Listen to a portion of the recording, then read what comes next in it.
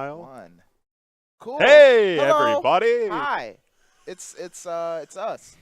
Yes, it It's is. us two. My name is Bobby Noe, or LKT Dr.Noe 113, you dickhead. And Aaron Sterling, Hello. ClawsomeBombs. I am Clawsome. If you hear me and Aaron ever just yelling at the camera, just know that we have a very special, magical person, Yeah. off in a magical place, who's been helping us set up this stream from Yes, afar. So thank you, because Ryan Porter. We both You are. suck. we both are streaming beginners. Still learning. So Anyway, so this is yeah. the Low Kick Chicago FGC podcast. yes. The 10th one. The 10th This one. is the double digits. Oh my God! This is actually a special one. This is kind of special. And we're fucking it up. Woo! Cool. This is what happens when you put two goofs in front of a camera. Awesome. All right. Nice.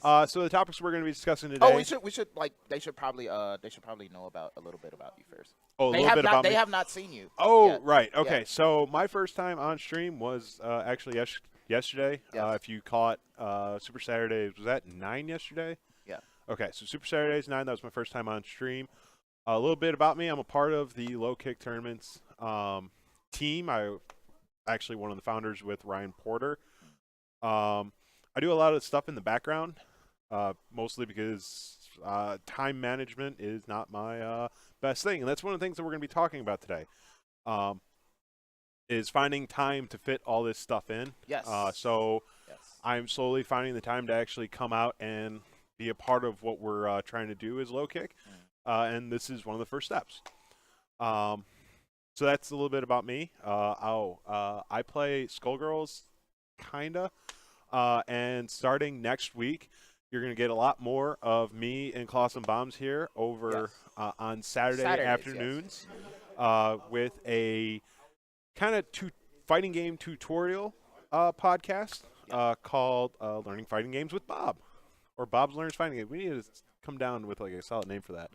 But the whole purpose is that I am the casual, normie, like I don't know anything about fighting games person, and I'm in a team of fighting game tournament organization. So I need to get educated. And I am going to be the educator. Because all he does is play fighting games when it's not working. I do other things. Oh, yeah, we gave a shout-out to you getting your girlfriend yesterday.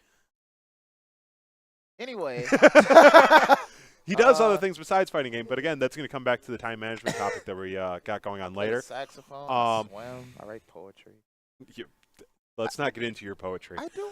My poetry's good. But yeah, so the whole purpose of that podcast is like if you have friends that you want to get into fighting games and you want to get them more than just button mashing, you want to just show them like, really, no, these games aren't that hard to learn to get into. You don't need to be like fantastic. You don't need to be Sonic Fox or Kai gifted. or the Arm. Armando was just like killing it in Guilty Gear yesterday. You just need to learn enough to actually like, get good, and then you can sit here and like do salty runbacks for days. That's the best part about fighting games casually. So that's the whole purpose of the Learning Fighting Games, or I think Bob Learns Fighting Games. That's going to be the whole purpose of that podcast. We'll work on the name. But yeah, that'll be next Saturday. So what like I was talking about last week, we're not going to replace the podcast with that. It's going to be on another day. And so we can, have it spread out. We have different kinds of content, throughout the week. And awesome. Okay. So topics for today. We're going to be going over the esports scene versus the grassroots fighting game scene. Yes. As we've mentioned multiple times, time management, like how do you find time for this? For fighting games, Especially as people outside of high school and college, and it's just like, I work full 40-hour day. Like, I don't have time for video games. Sure you do. You just got to find time to relax. Yeah. Being healthy. Yes. So with that, so I see a lot of players, and I have fallen victim to this too, where I'm just like playing and my hand just starts like hurt, the pain, right? So really it's very important to take care of your bodies, right? Because these two things right here, right? Right here. You need these. You need these to play games, and or rather you need them to function, right? And besides your hands, you need your body and your brain to be functioning correctly. And that right? comes down to hygiene. But again, Yeah. we'll come to that later. Yeah. So let's start off with the esports scene with Yeah. the FGC. So I'm not gonna name any names because I'm sure there's one that we all know in the FGC that's like, been all over Twitter talking about how it's just like the only thing that's gonna be used to like save the FGC. But here's the thing, right? So the FGC started off with just people just running events, right, and people coming to them, right? Esports is bringing the popularity that we wanted to fighting games, but it's not doing it in the way that we want, right? So all of the character and all of the the uniqueness of players, right? Like we feel like that's getting taken away from us, right? When we start signing contracts and going on TV and stuff like that. Okay, so I don't mean to interrupt. Yeah. Well, actually, no, I completely mean to interrupt Yeah, because go ahead. as we mentioned, I'm the casual normie, so I'm not huge on Twitter, so I don't see these conversations. Yeah. What is the dilemma that people have with esports? Okay, so the dilemma is, so just like the term esports, just like the sports side, right? We're exposing fighting games to pretty much like the common person, being like, you walk into a bar and you see baseball, you see basketball, Street Fighter, right? That's where we want it to be at, right? Yeah.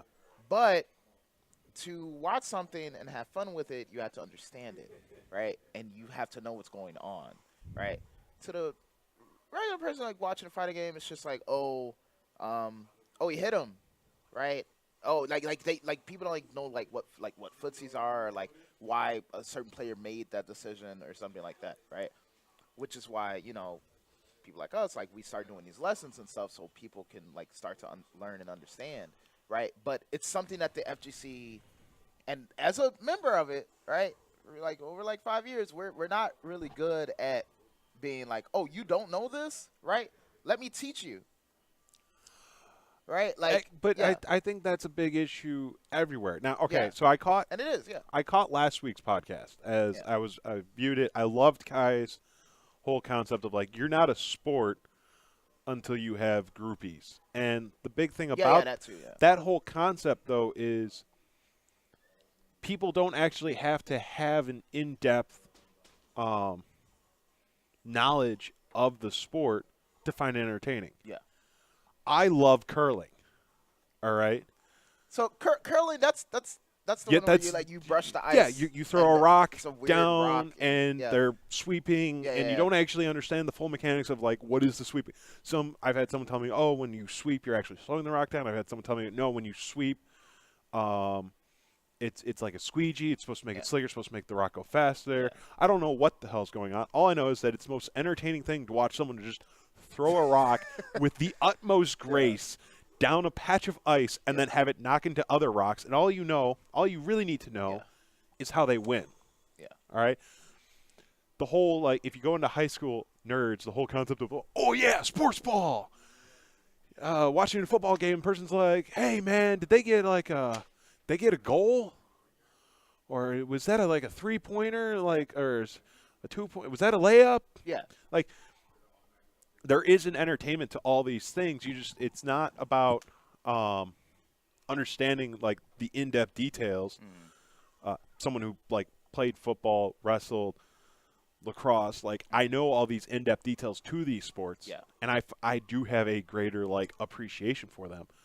But at the same point, I know like bare minimum about basketball, and as long as my team, the Philadelphia 76ers, because I've got a whole bunch of family out of Philly, as long as I know that their points score is higher than any other team, I'm happy. Yeah.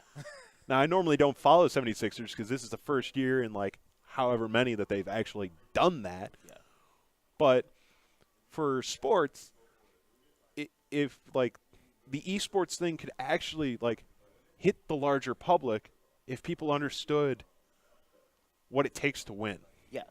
It takes time. It takes effort. Like, and it's a lot of studying, which is it's a thing that people don't like to do that. The Mayweather-Pacquiao fight that happened like 3 years ago. Yeah. Right? That was a huge fight. people who like normally don't give a shit about boxing were like, we got to watch this fight because there was all this hype about it. And you had all the people who actually like know about boxing sat here and said that should have been Pacquiao's win from like the get-go. Yeah. But then you had everyone who sat here and said, yeah, but Mayweather like hit him more, and you're like, no, actually he didn't. That whole controversy, but like the bigger thing about that is people who like don't care about boxing all of a sudden cared about boxing. Yeah. People who don't care about football watch the Super Bowl. Yeah. Not because they care about football, but because it's always entertaining. Because you understand, like, there's commercials too. Okay, yeah, the commercials do help, but like, don't get me wrong, esports commercials could be like 10 times funnier. They're so funny. Okay, but like that whole concept, like, if people stopped looking at esports, as like, oh, in order for people to like esports, they got to know what's going on. Yeah. Yeah, yes, and like they got to know enough to understand what the entertainment is. Yeah. Like, when I was streaming yesterday, Dragon Ball Z, or Dragon Ball Z Fighter. Yeah. All right, that was my first time actually watching a Dragon Ball Z Fighter match. Those matches are too damn fast. But you know, no, like the frames of everyone's actions like going on. Yeah. Like if I made the joke, like, if you're epileptic, don't watch Dragon Ball Z Fighter. You're probably going to have a seizure because it's just, like, the flashing colors everywhere. And you're just like, what the fuck? And all you could have is hype. Like, people who don't even know anything about fighters should watch Dragon Ball Z Fighter games because they're just going to be entertaining. You don't know what the hell is going on, but, like, ooh, that was cool. Like Krillin's beating up Beerus. Like, that doesn't happen in the show. Yeah, that doesn't happen in the like game. people who watch Dragon Ball Z Fighters like that doesn't make any sense. Krillin's a scrub and he's beating up a god. Doesn't matter. Krillin just like did that stupid Destructo disc. Destructo disc. Thank you. There you go. On Beerus, and it looked hella cool. Like that's the entertainment. Esports, like the E is for electronic, but it really should just be the entertainment of fighting games. Yeah. And so that's like, in that respect, like once it gets that big, it's not actually about the game; it's about the entertainment factor of it. Yes. Whereas the grassroots, and I think that's where the split happens is because fighting game players, right? I'm like shaking the camera. we got to stop hitting the table. All right, but like fighting game players, right? When we look at like streams and stuff, we look at fighting games, like we watch it. We care about like what's happening in the match. Literally every single movement that's going on. Where it's like I know why he walked forward for like 3 seconds, right? Or like whatever, right? To like the common public, like they don't care, right? They just want their favorite player to win, right? They just want like something cool to happen, right?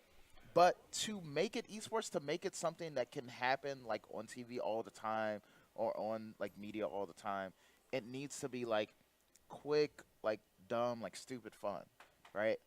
But quick, dumb, stupid fun doesn't make a good fighting game.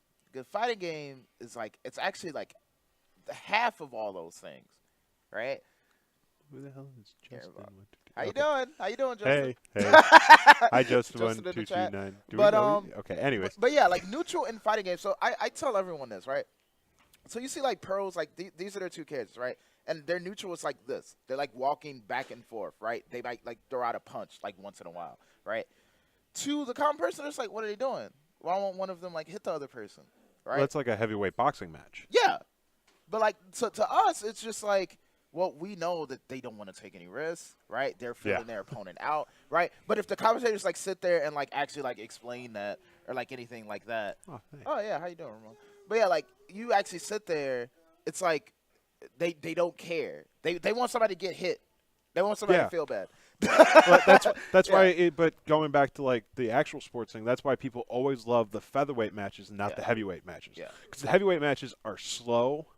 And they're really boring because there's the understanding, like, a heavyweight match isn't freaking George Foreman anymore. Yeah. All right? It isn't Muhammad Ali. Yeah. All right?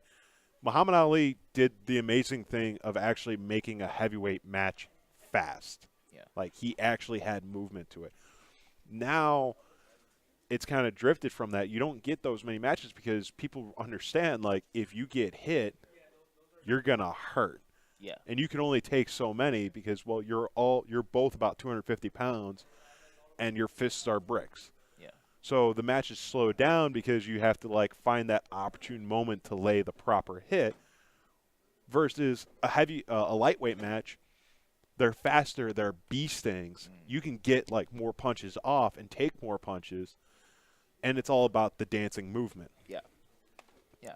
And it's so it's just so confusing to be like, okay, where do we find that medium of the exciting looking fighting games, but like they also take like some kind of like skill and brain to play, right? Like, Well, because you can't satisfy both groups all the time. Honestly, well, no. right? Well, okay, But, so we're going yeah. back to the difference between esports and grassroots. Yeah. All right. So the grassroots are your locals. Yeah. All right. That's so small scale. It's about the technical fighters. Yeah. The Guilty Gear community guys that we get out here, like, I found the 5 guys playing Guilty Gear like amusing, like entertaining. Yeah. But it wasn't until Armando the Arm explained like what exactly was going on Yeah. that I sat here and went, "Wow, you just like bitch the fuck out of a guy," because he plays Ramenthal. Yeah. And A character Ramenthal that just fills the screen with like swords and fills the screen, zones you out long enough to pin you against the wall and beat the shit out of you. Yeah. And if you allow her to do that, I watched him perfect someone twice in a row. By twice in a row, I mean like that's 4 rounds. Yeah. Perfected. I was just like, damn, he got bitched.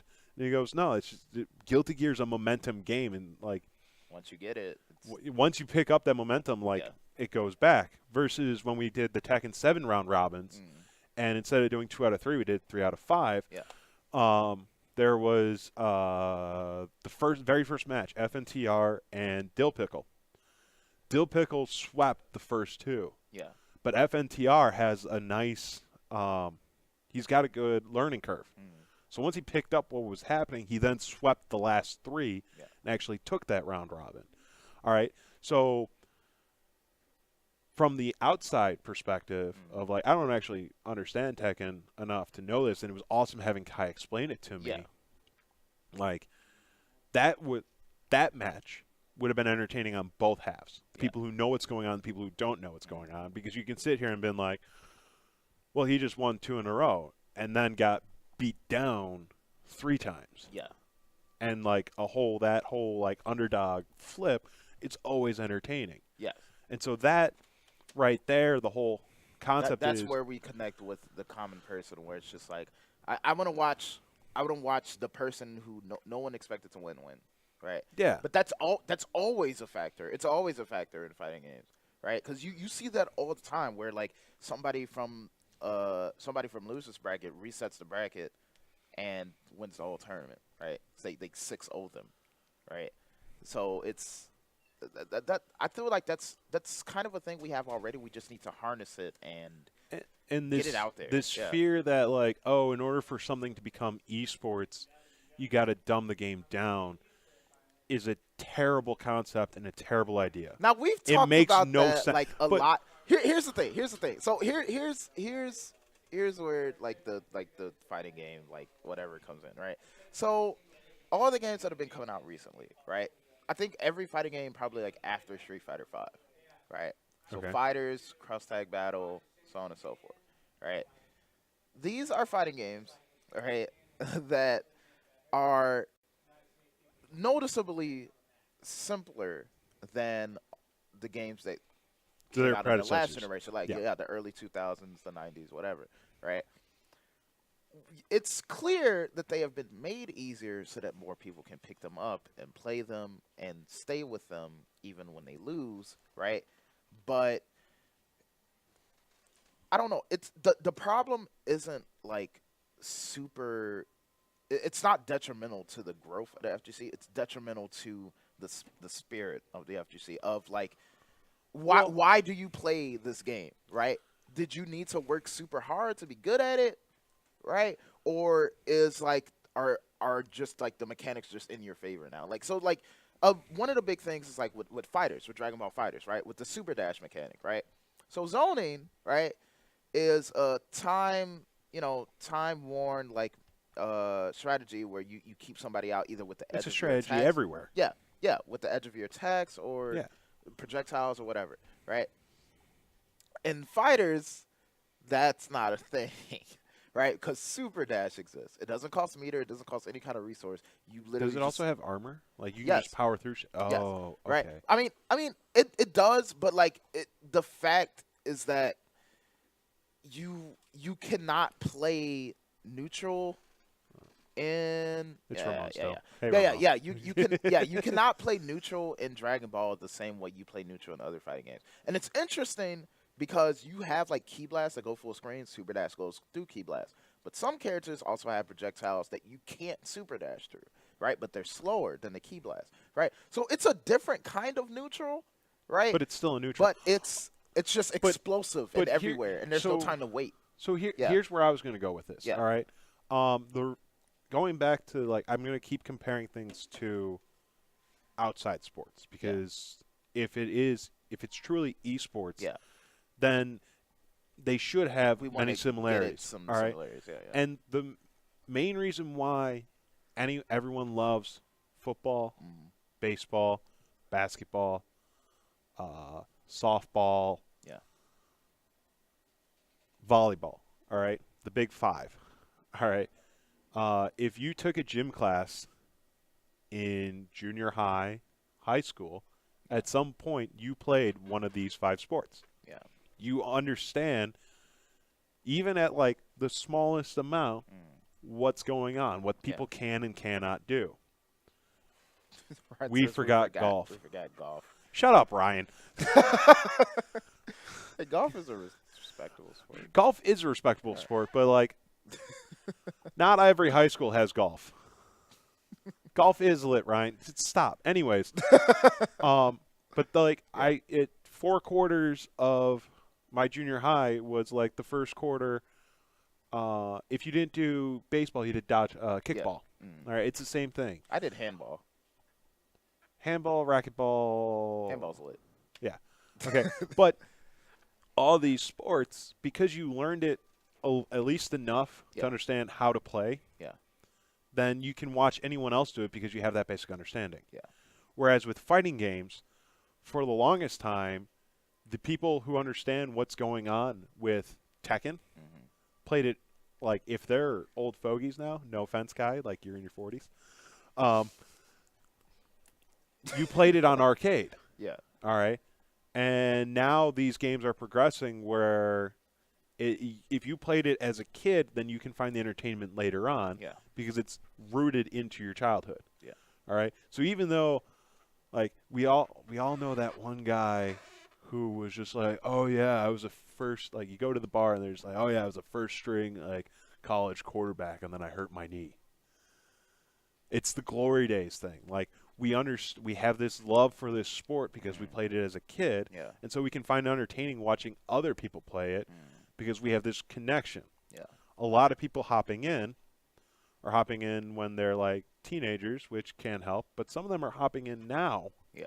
Because like Dragon Ball Z Fighter came out, it's like, yo, it's I Dragon love Ball. Dragon Ball, but like, if you've never played a fighting game before, that's going to be hard. Yeah.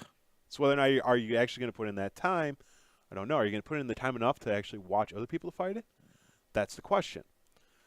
And so, that goes into time management too, because it's like so many people like they'll ask, so like, well, how do you become good at one fighting game, let alone like multiple ones, right? And it, well, it really comes down to fundamentals, right? So as long as you know fundamentals and you're neutral, you can really carry that across like any fighting game, right?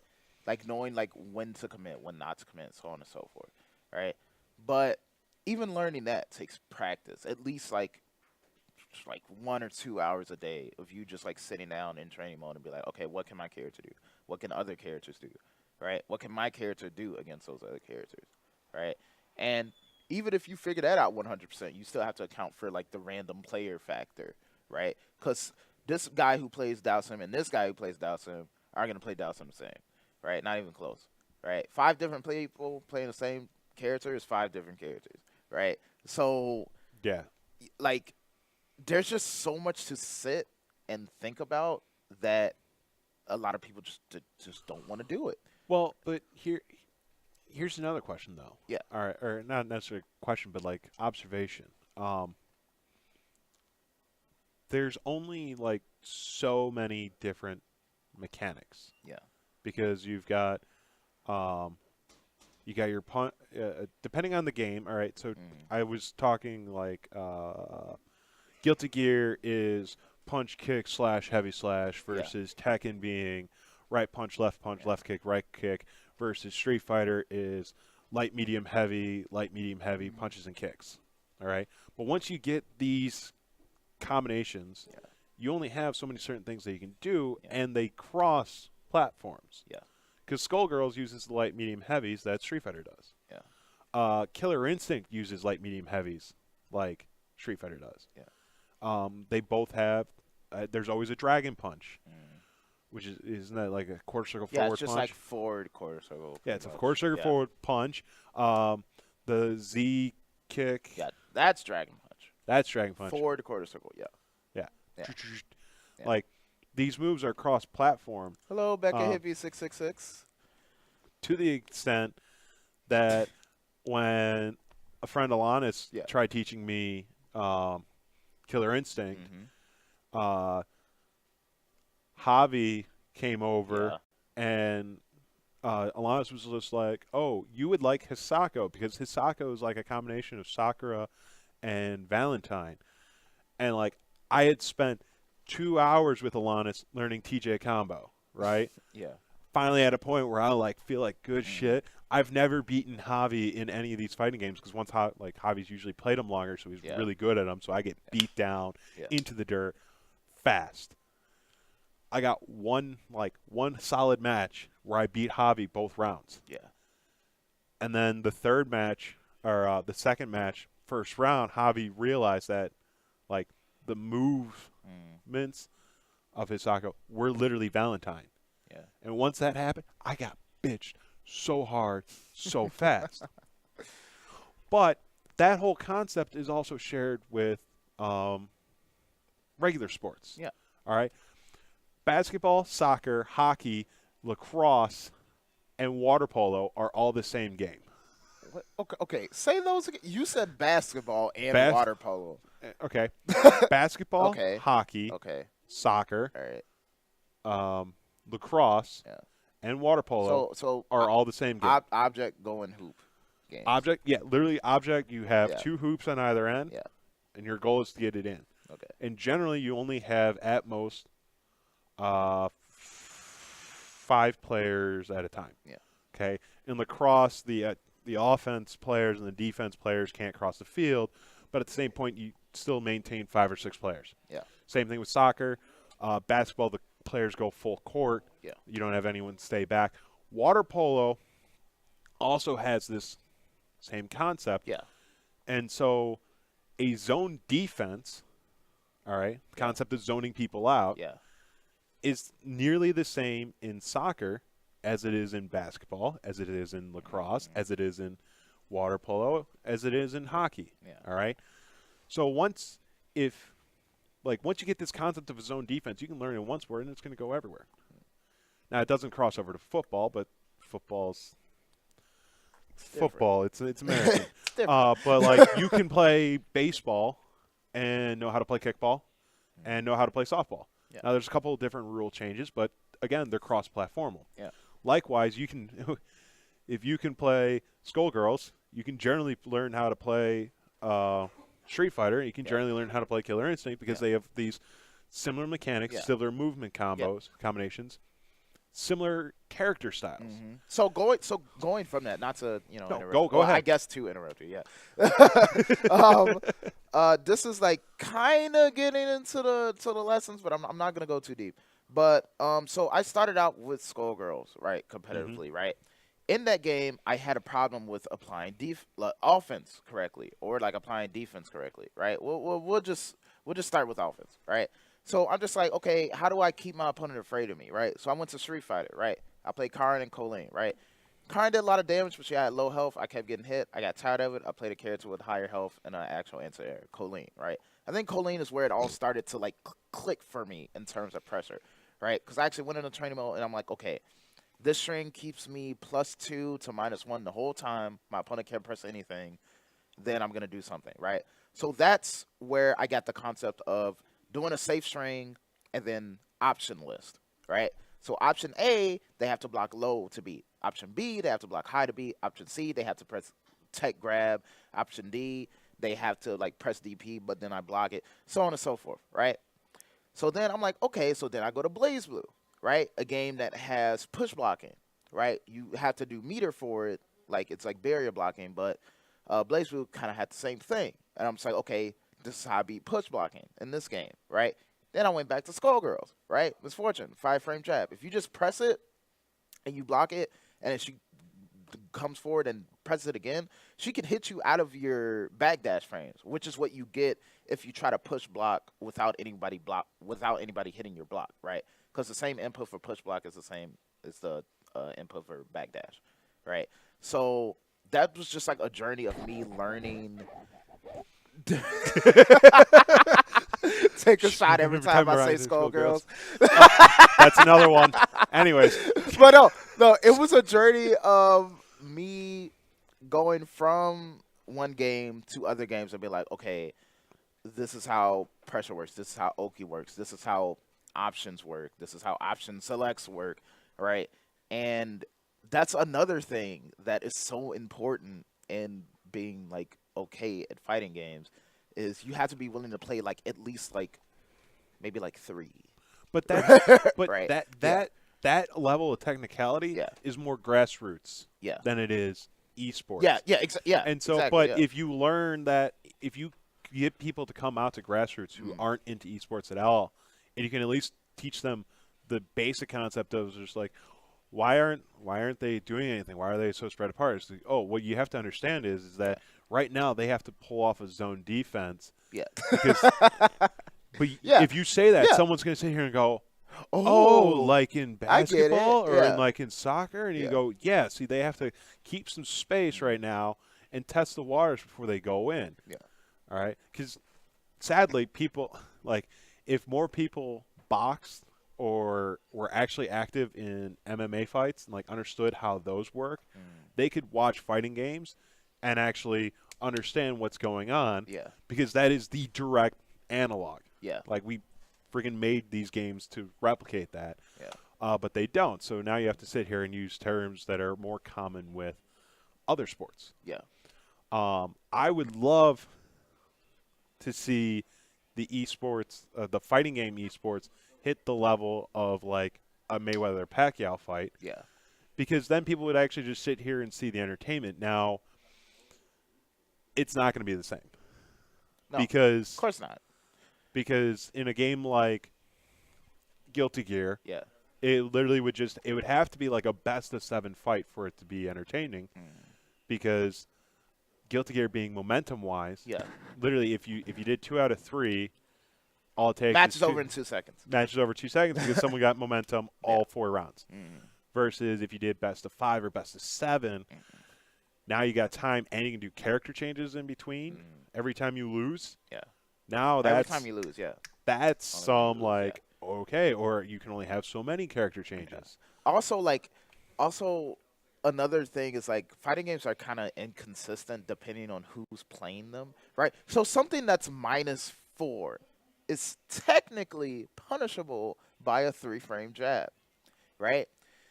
Not everyone always punishes something that they block and they're like -4, right? Because the human brain at that point is like, oh, I blocked something, I better keep blocking, right? But on paper, if your character has a 3-frame jab and you block -4 attack, you're gonna press jab and then confirm that jab into like special or something, get as much damage as you can, right?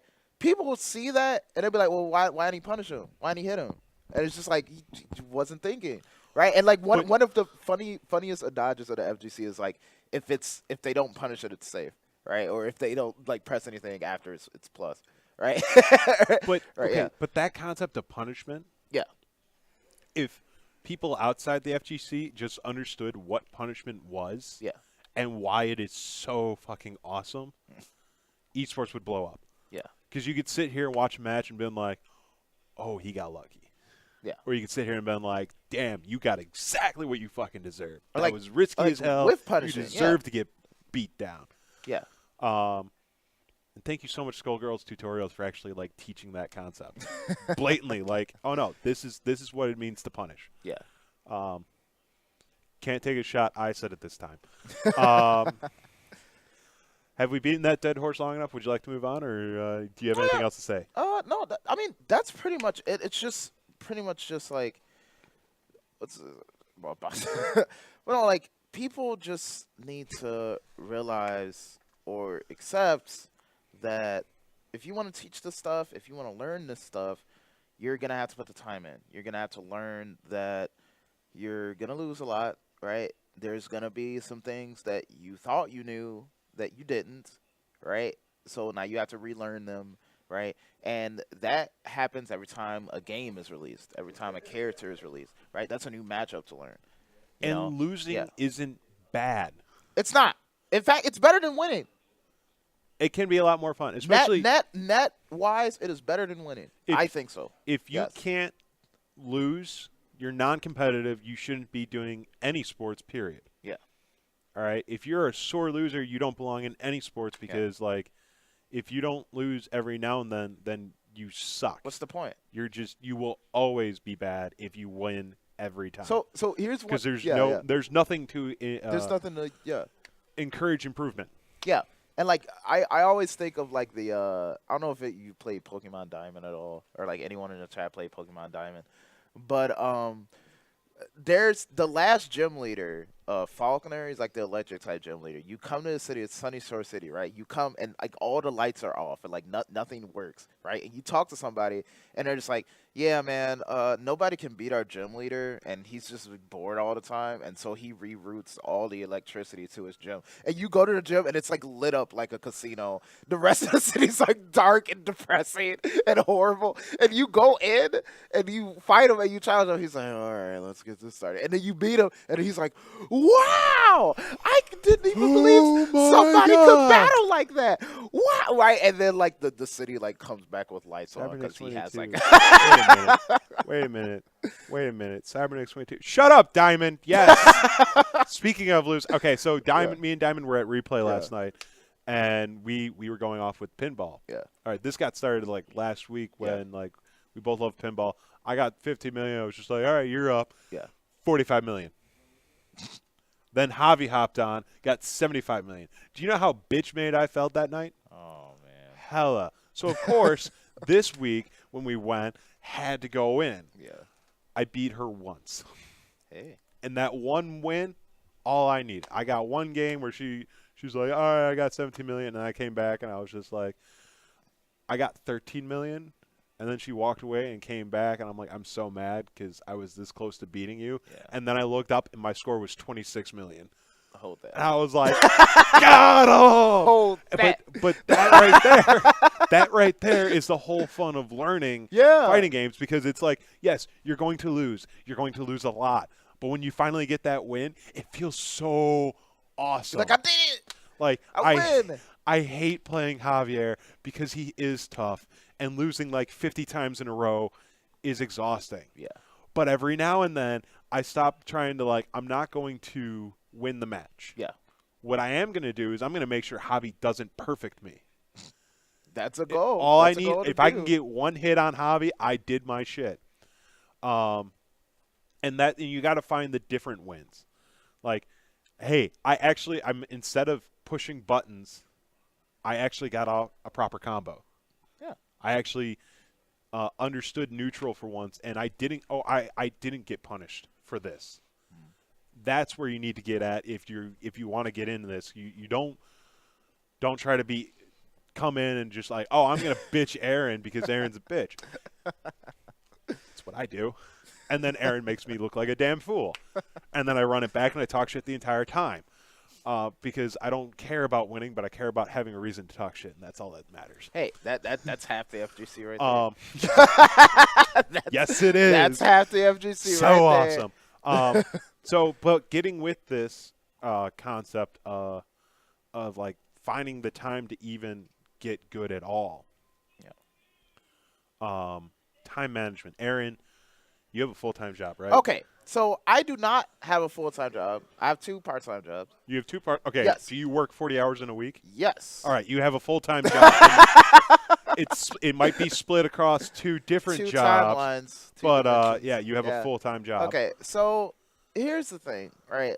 So time is precious, right? You have to spend it doing something. I tell people this. You have to do it doing things that make you happy, that make you money, or make you a better person.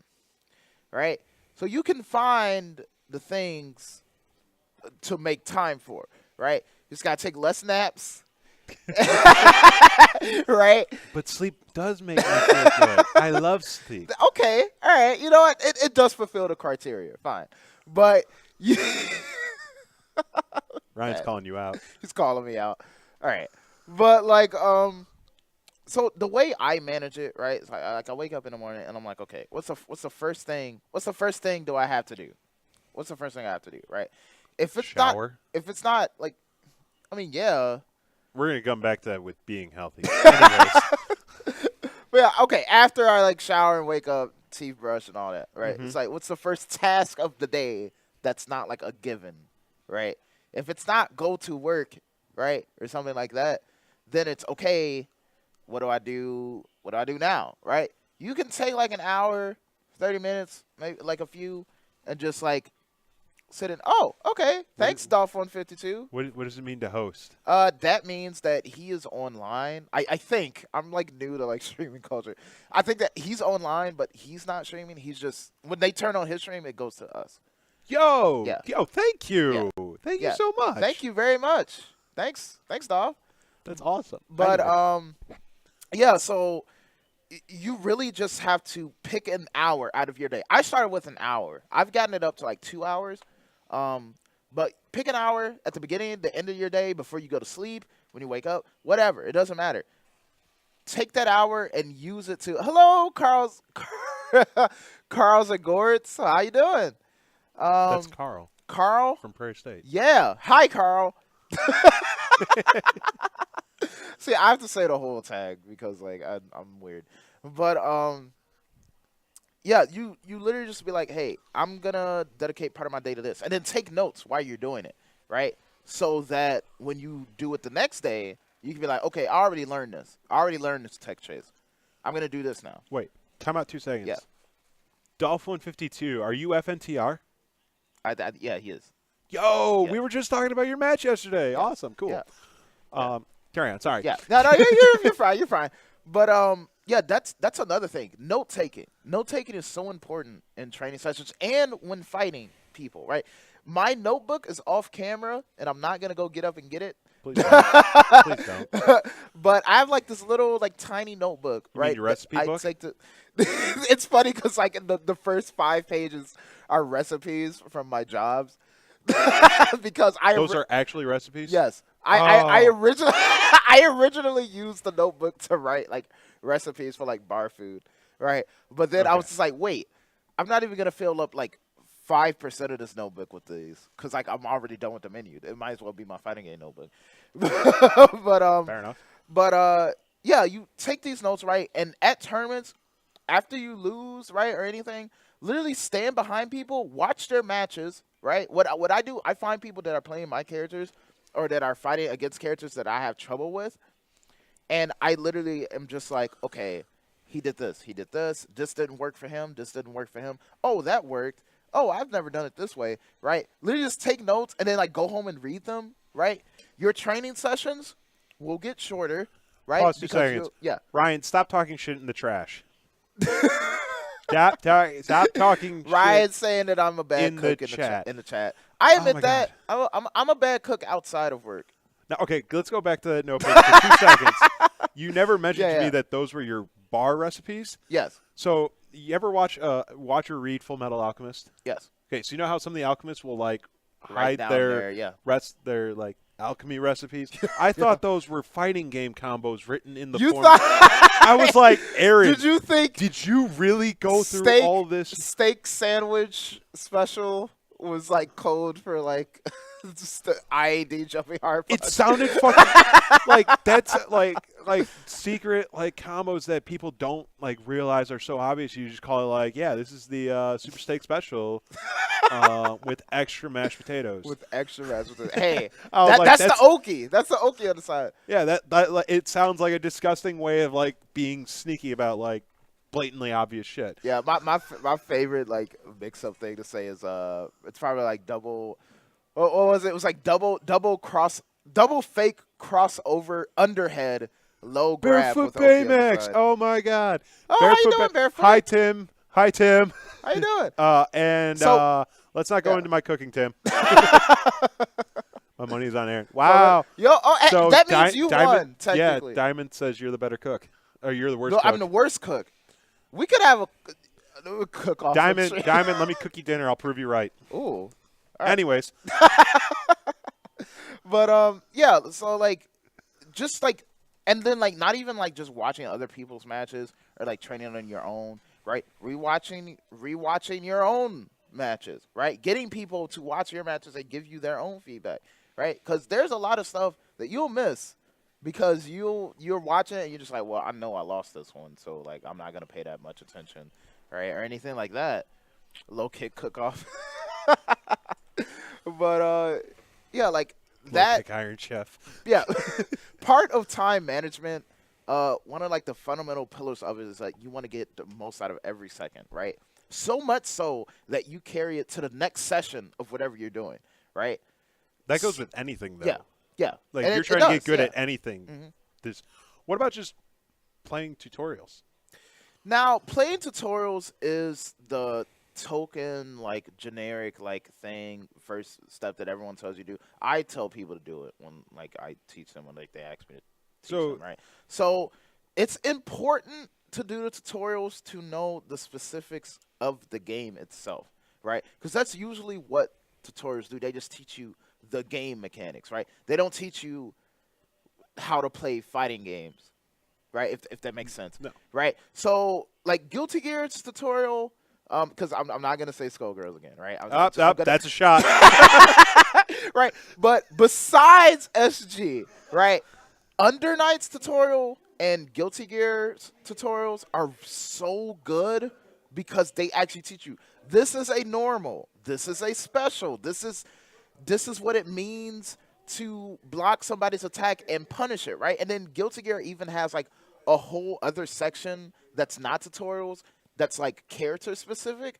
And it's like, this is how to deal with Kai's projectile, right? And it just has Kai shooting up projectiles at you. And it's like, jump over it, punish it, so on and so forth, right? More tutorials need to be like that, but that takes so much more work on the devs' part that it's not even they shouldn't waste dev time doing that, right? Well, okay, that came out wrong. I would make the Yeah. argument Yeah. that if you're coming out with a new fighting game, Yeah, like Skullgirls did, yeah, where your mechanics aren't 100% the same, Obvious, but yeah. they're like, that was necessary and also very good for anyone who's just like, hey, let's check out this cool anime fighter. Yeah. With like some weird ass characters, like a RoboCop. Big Band. Big Band, yeah, love Big Band. But even for like just getting your friends interested in playing fighting games, make them play the tutorial. I've played the Killer Instinct tutorial and the Skullgirls tutorial, and those are my two favorite games because I actually can. I know how to make Painwheeling into an Apache attack helicopter, and it's my favorite thing in the world. I don't have to do anything as long as I can get up in the air and I can float around, and I'm going to lose, but you know what? I can make the comment of like, I self-identify as an Apache attack helicopter. Swing! like like those are, if you're going to try to get any of your friends who are casual and you want them to understand why do you enjoy this thing so much, just like have them come over, sit down, go through the tutorial with them, and then like, okay, you think you got it? Let's go.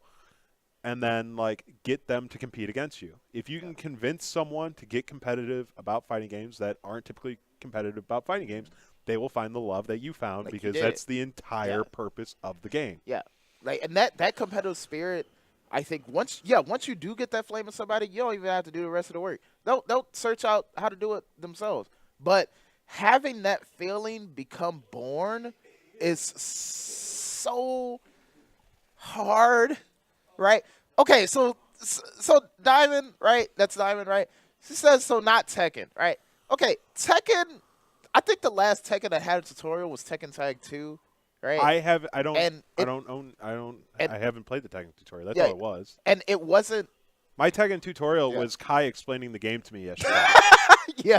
So that was the only reason why I managed to put up any sort of fight yesterday, Diamond. Like, I literally had someone explain to me how the game functions, and then I was like, this makes so much more sense. Yeah. So there's some games that they just don't have tutorials, right? That's part of the charm of Tekken for the FGC diehards, because Harada, who's just like the director of Tekken, he literally just gave us Tekken 7, and he's like, you've been playing Tekken for like over whatever years. I don't need to explain this to you. You already know. Here you go. Right? Like a lot of and yeah, that was a mistake, but also it's kind of a good thing, because Tekken's easy to pick up, but the more you play it, the more you learn about it, you're just like, man, how do I do this? How do I defend against this? And you go look it up. You go learn. That goes to just say that Harada didn't make Tekken 7 for anyone aside from Tekken fans. From the Tekken players, yeah. And that's where the problem comes in. Well, that's not necessarily a problem. Yeah. Really? Yeah. Okay, so you remember how you and Ryan were trying to make a video game back in 2015? Yeah. Okay. One of the first things that you have to go over is your scope of work. Like, who is your target audience? Yeah. Tekken 7 wasn't made for anyone other than people that like Tekken or have played a previous Tekken. Yeah. So the necessity to put a tutorial in there very low doesn't exist, because if you're playing, the people who are going to buy Tekken, or that Tekken was designed for, they played at least Tekken 6 or earlier. There's apps for frame data that actually have the GIFs of the attacks, and then like the recovery frames, the active frames, the startup frames. Yeah. Like, people have been studying this stuff for years. Yeah. Right? And so people who look at the FGC as a whole sit here and say, well, why would you do that? You're not going to, like, there is the issue of, like, how do you get new people in here if developers are doing that? Well, it's simple. You have them play Tekken 4 or 5 or 6 or Tekken 3 if you have it. And you start them there, and then you can actually take them through the whole fun of going between the different games.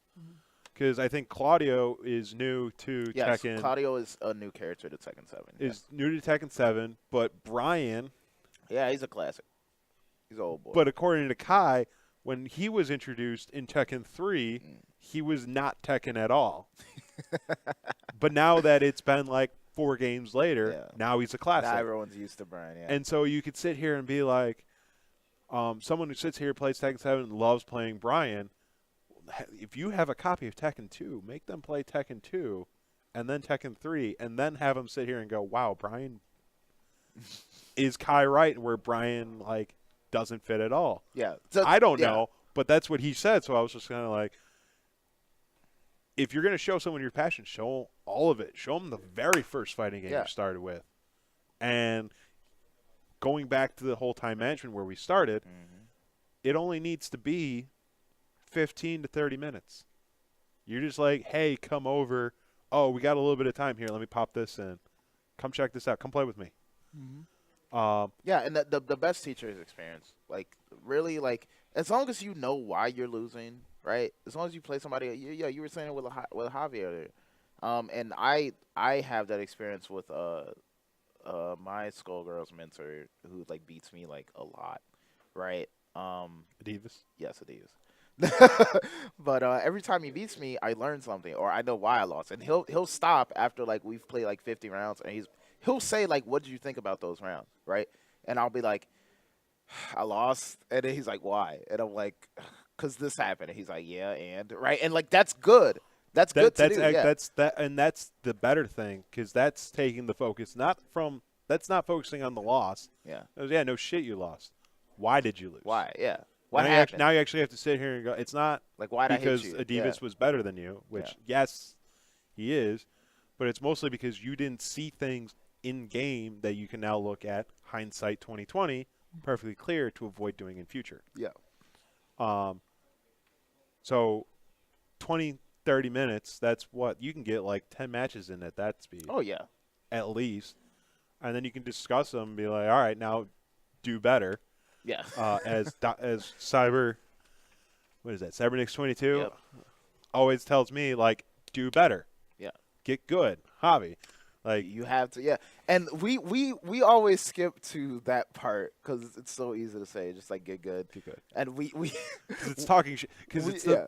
it's the nicest way to talk shit. Because we don't like to put in the work to be like everything that comes before that sentence. Like, this is how you get good. Now get good. Yeah. Right? Get good. Now it sounds a little nicer. Right? It sounds a little bit nicer, but it also sits here and it's on you. Yeah. To get good. Now, how you do that? Fight more. Yeah, that's Play another more. that's another thing that like Just find the time to play more. Five Yeah. matches. 5 matches, and then sleep with your wife. 5 matches, and then go out and get plastered.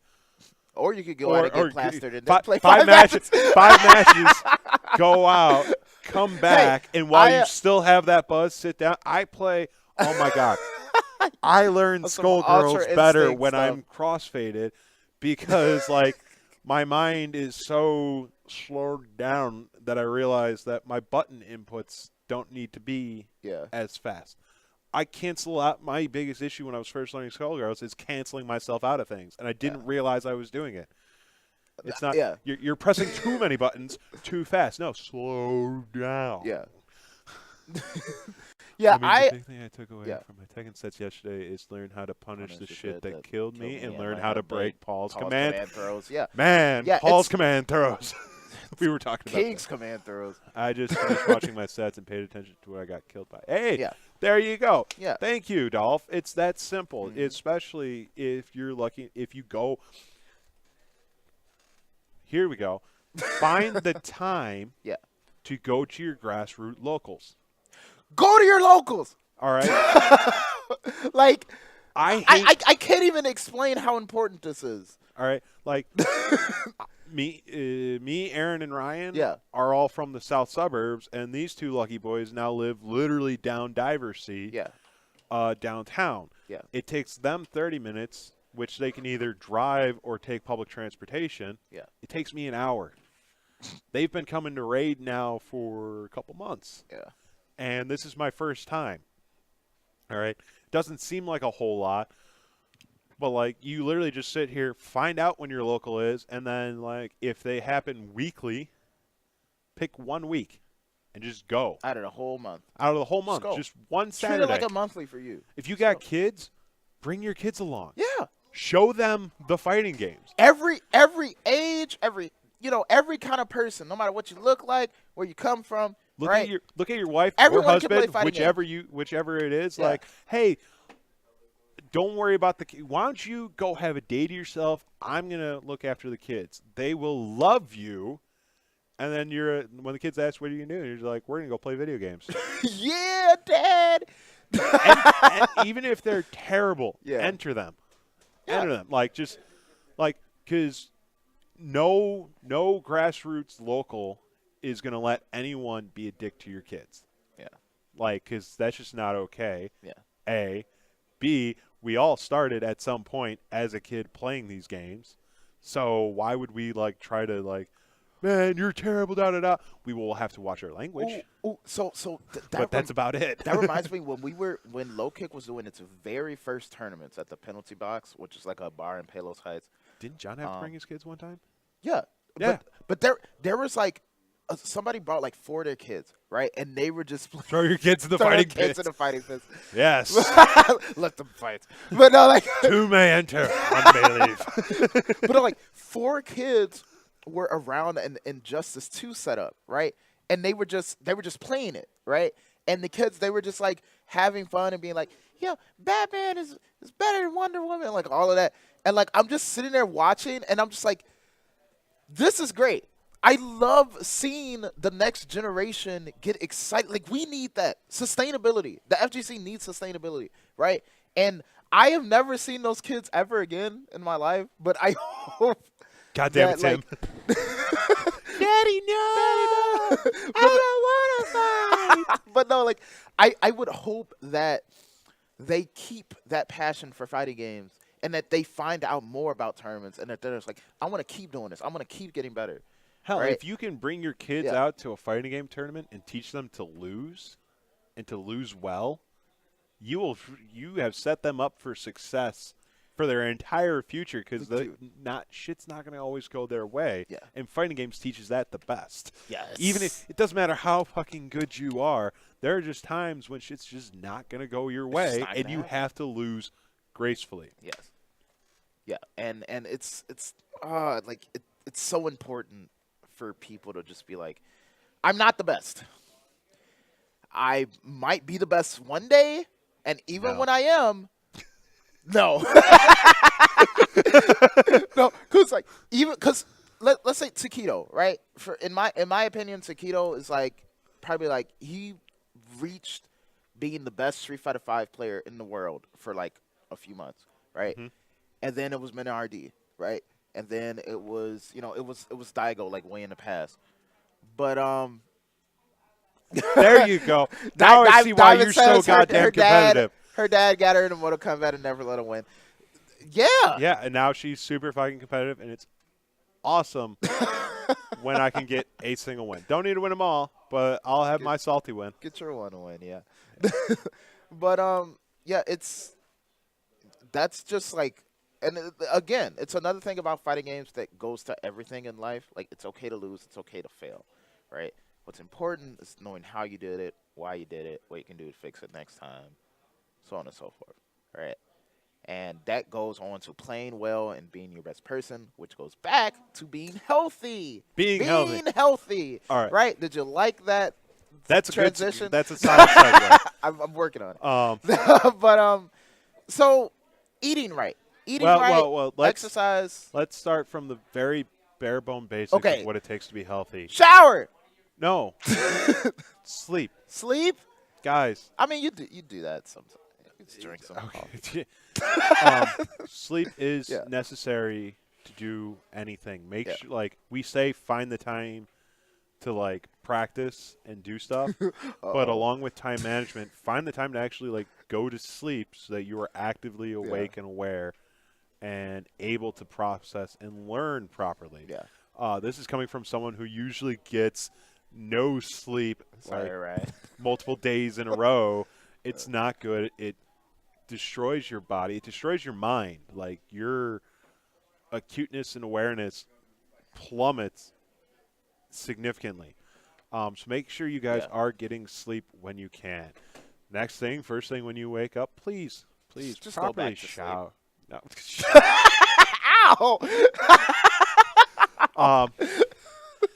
The worst. Oh my God, the worst stereotype of the FGC, of nerds in general, is like poor body hygiene, and it makes no goddamn sense because if you have any self-respect, you will properly hygiene. Because Properly hygiene. do you like smelling like ass? Hygiene is a noun. You will have proper hygiene. I did ROTC where hygiene was a verb. It was a noun, verb. Adjective. Your adverb. It is your hygiene. It is you. But It's everything. You must have proper hygiene. Yeah.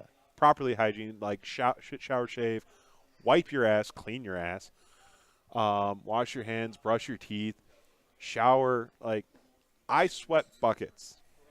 I hate it. It can be negative 10 degrees out, and a light run will have me sweating. My inputs get worse when I sweat. Your inputs get worse when you sweat? Yeah, it's bad. I'm just talking about in general. I've walked down. When I wrestled in high school, it was literally a running joke and a proven factor that even though I weighed a solid like 195, like this was muscle and whatnot, I could walk from one end of the wrestling room to the other and start to break a sweat. Partially because the wrestling room was god awfully hot, but also like I just sweat easily. So my BO was I was the only guy like that actually showered both before practice and after practice so that I could get the Okay, so we're getting a voice from on high to interrupt the podcast to talk about Smash and Splash.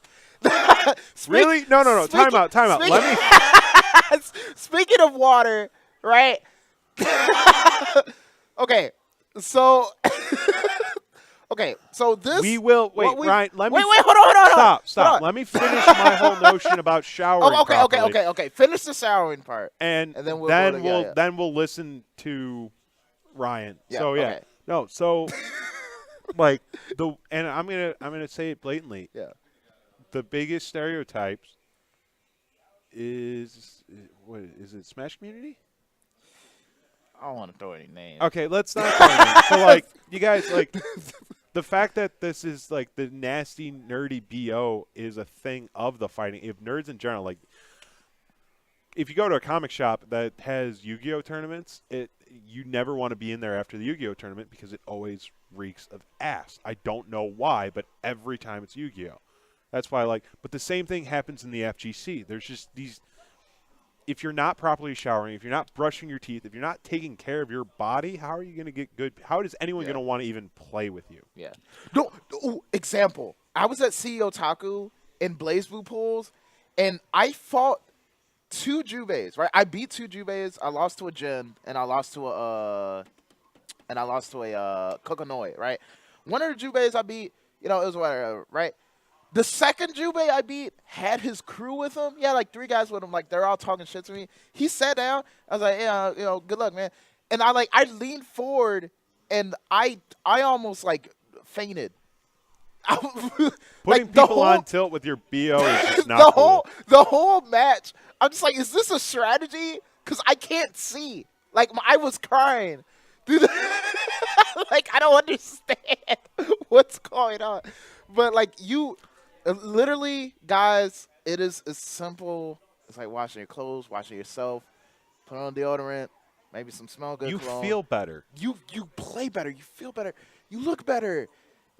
Look good, play good. It's so simple. Please. All right. So now since we are talking about the whole water, we'll go back to the full thing about being healthy. Now, the voice of God, that is Ryan Porter, coming into our Literally, okay, so we got distracted because we were looking at the chat, and all of a sudden, our God from afar opens a new tab. He has and we're like, the what's computer going on TeamViewer, and he opened Notepad. And we're like, what? All right, fine. Yes. Okay, so Smash and Splash. Yeah. All right. Why are we pushing this so hard?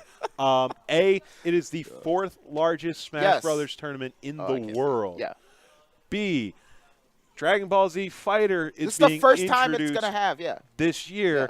And Low Kick, the guys that you're listening to right now, get to not only stream but to TO it. We own Dragon Ball at Smash and Splash. Yeah. We got picked out we have the whole stage to ourselves. Yeah. All right. It's going to be fucking awesome. It's over at Kalahari Resorts and Conventions in Wisconsin Dells, Wisconsin. Yeah. I don't know anyone from the Chicago area that hasn't had at least that one summer vacation at the Wisconsin Dells. Yeah. You know how awesome this is. I'm going to this and next week. You're one of those. Okay. The dates are June 1st through 3rd, and there will be overnight side events. Speaking of, Josh, the director of Smash and Splash, came out to Ryan. Yeah. Just thinking this is a prompt. Oh, we're not supposed to read that, are we? You guys are okay. Okay. Yeah. Josh reached out to us, said, "Hey, we want your 8 best Dragon Ball Z Fighter guys to come out And one of the special events is going to be Wisconsin versus Chicago FGC. And we're like, bet, because we're going to win. Yeah. It's going to be an 8v8.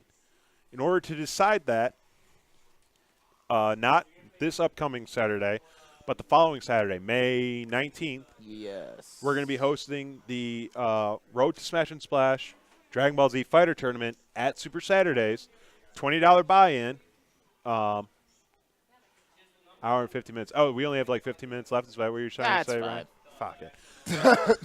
You don't own us, Ryan. We're going to be hosting a tournament where the top 8 players, you don't have to place first. You can place anywhere in the top 8. Yeah. And the pot bonus will go to your registration at Smash and Splash. So all you have to do is find a way there and have the hotel because everything else will be covered. Yeah. All right? So that's top 8 players. Dragon Ball Z Fighter, May 19th, Super Saturdays. Here's the kicker to this, all right? We're registering you for the $500 pot bonus for Dragon Ball Z Fighter. If you're in the top 8 that we send this overnight side event, the 8v8, the winner gets $250. Ooh. So if you are the pot, oh, correction. Okay, never mind. The pot The is pot not is more 500. than double that. The pot is currently at It's $1,200. $1,200. So this is a lie. So it's currently at Yeah. $1,200 and $1,200, growing. Yeah. Point being, though, if we send you out, you get to compete not only for this pot bonus, but for the side pot bonus, and the side pot bonus is at $250. So if you win both tournaments, you could be walking away with a brand new car. With about 14. Currently, the pot is at $1,250. That means you could be walking Which is probably away a with down payment on $1,450. some kind of car. I don't know. I don't know. That's at least 2 PS4s and however many games. That's a new PlayStation 4 controllers, a couple games, and all the DLC. Some deodorant. Yeah. So that's Smash and Splash. That's why we're pushing it. A, we own this shit. B, we want to make Chicago FGC best FGC because that shit's the truth. Yes. Yeah. But this. The 1,200 pot is top 8. Anyways, Top 8, you could be walking away with a lot of money. You gotta have a lot of money. So come on out. Even if you don't make our top 8 team. Where's Wisconsin again? Where's Wisconsin? It's literally. Hey, I want you to drive north and don't stop. If you went to Canada, you went too far. What if they go in the lake? The lake is east. It's northeast. I'm going to fight you. So that's Smash and Splash. Back to being healthy. The other half of it, guys, is just eating right. As much fun as it is to just come out here and Red drink Bull and like Hot Pockets. Yeah, literally just drink cans upon cans upon cans of Red Bull. Back when to I Wawa's. first started, it was just freaking bottles and bottles and bottles and bottles of Mountain Dew, flaming hot Cheetos. Like that guy, that tastes great and gets you like in the awesome sugar rush. But that sugar rush, if you're in a huge tournament that starts at like 2 and goes until 5, you're crashing at grand finals. You got to put proper fuel in your body. You got to eat right. Drink water. Drink please water. Hydrate. It's so important. From ROTC, hydrate or die. Yeah. Hydrate or die. Mountain Dew is not water. Juice is not water. Powerade is not water. Gatorade's not water. Vitamin water is not actually water. It's flavored water. No, it also has like sugar in it. Okay. All right. Water. Bare bones water is the best thing you can put in your body. It's what your body's made out of. It's what your body's crave. Water, it's what makes the plants grow. If you don't get that reference, I'm sorry. Water sucks. It really water sucks. It really sucks. Yes, water sucks, but it's good for you, and it keeps you aware. Yes. If you are tired, drink some water. You'll wake up, especially cold water. Yep. Also, like, I don't know if anybody else gets this, but like the generic like tournament headache when like probably around I think it probably happens to everyone around like after Grand Final Sunday, right? Like after it's over. That's from all the yelling and walking around you're doing. It's also dehydration. Yeah, that's dehydration, right? So like the sore throat and the headache, right, where you can barely move for like 3 seconds at a time, that is you not drinking enough water. Like you know the players that walk around with like water jugs, like literally like just jugs full of water and like just chug them in between sets. That's good. Start doing that. Bring a bottle that's like as big as like your midsection, okay, and just like drink it. Get an Alvin. Like just do it. Like, if you're like Ryan Porter and you have to take an Excedrin for migraines because you have a fucking caffeine addiction that you always feed. Stop. He doesn't drink that much coffee anymore. He drinks a lot of tea, and tea has caffeine as well. I guess. Got it. Drink. Yes, Ryan. You specifically drink bleach. Fuck off. Bleach is. Oh my god. Yeah, I'll admit to a caffeine. The first step to recovery, Ryan, is to admit everything. I admit that I am bad at neutral. Ryan, what's our time looking like? Yeah. You said about 12 minutes, but I don't remember how long ago We that have was. like 5 minutes now, which is it's whatever. 6:01. All right, we are running out of time, guys. Yes, we are. Also, one more thing. We were supposed to talk about this. Thing. One more. Right. So this Super Saturday is coming up. Right. I'm not gonna be there, but we're gonna have a Blaze. Poor time management. We're gonna have a Blaze Blue cross tag demo tournament, or beta tournament, moreover. It was the Arms idea. Armando? Yes. And good shit. It's going to be here.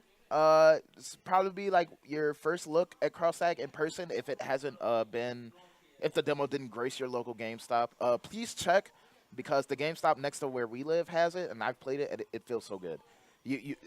Watching it does not do it justice. You have to play this game, right? And we're going to have it here Saturday when the beta happens, or hopefully if Arc Systems doesn't like mess it up or nothing goes wrong, because a lot of things have been going wrong for them lately with the beta. But if it does go through, we'll have it, or we'll host a tournament for it. If it has a versus mode, hopefully it does. And yeah, that's going to be a thing at Super Saturdays. So, okay. Also, do I need to announce this one so no one's taking shots? No, they're going to take shots. Okay. All right. So, the Skullgirls Monthly Undizzy that happens at local best player in the Midwest, besides me. He is the first. I'm the second, right? I admit that. Elder Tuda, right? Is that because you always lose? Yes, because I always lose. I hate fighting Paywheel, but he usually has a Skullgirls Monthly called Undizzy at his house.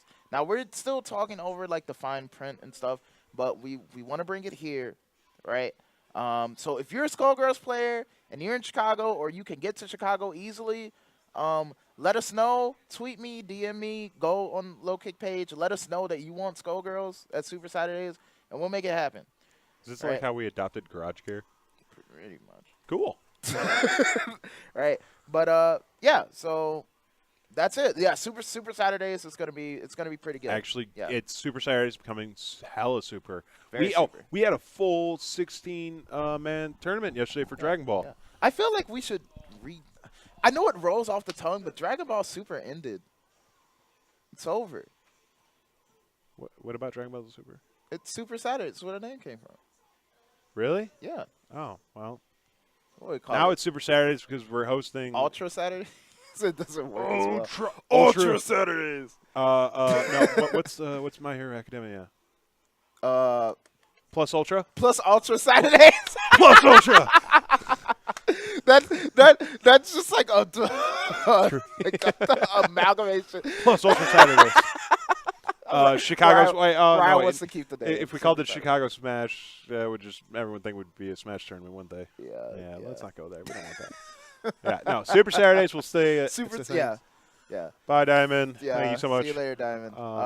But yeah, that is all the news we have for now. I hope that you all learned that it's important to take care of yourself, take care of your training habits, right? Learn to lose. Learn to be okay with losing, right? That's what we all talked about Find today. the time. Yes. Find the time to do what If you you want if to do. you can Yes. find the time for fighting games, you will be surprised what you can find the time for.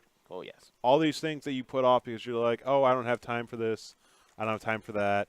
I don't have time to get good. I don't have time to be great. Yeah. That's bullshit. You can always find the time. Yes.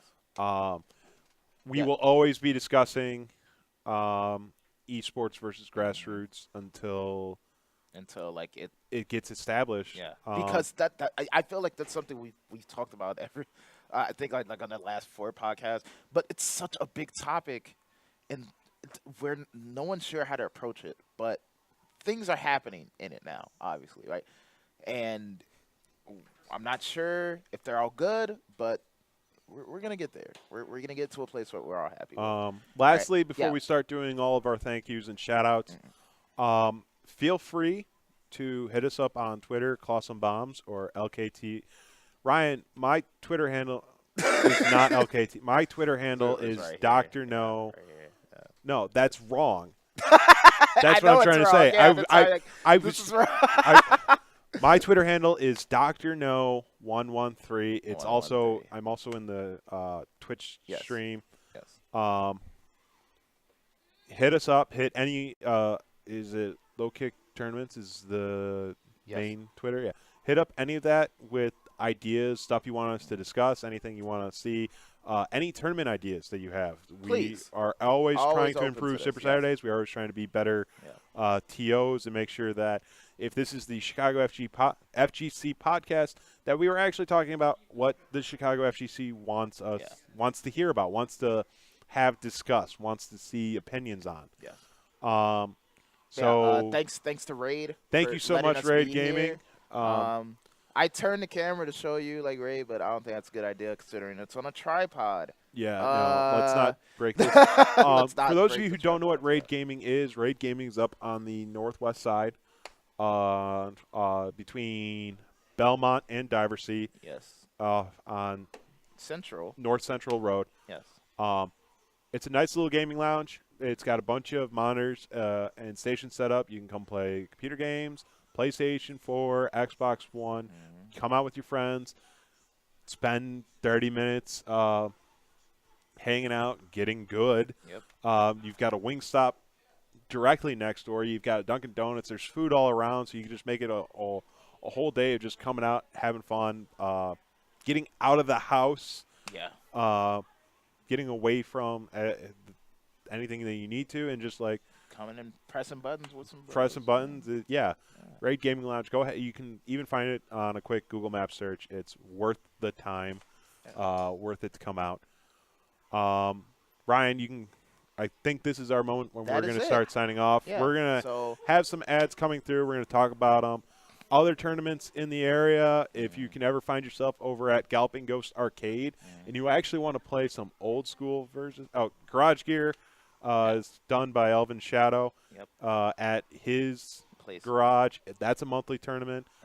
Central Illinois FGC Downtown Beatdown. That's over in Champaign, Illinois. So if you got friends that are in the college towns, have them check that out. The Ghost Battle Series at Galloping Ghost Arcade, like we talked about earlier. Injustice 2. $5 Thursdays. Doors open at 7. And Smash and Splash that we us. keep talking about. Yes. Registration for that, I believe, ends around goes until June 17th. But you want to get in May 17th. Yes. But you want to get in before then. FNCR is calling me on the chat. Says he's coming for sets. Of course he's coming for sets. Everyone wants to beat you down. Everyone wants a piece of this.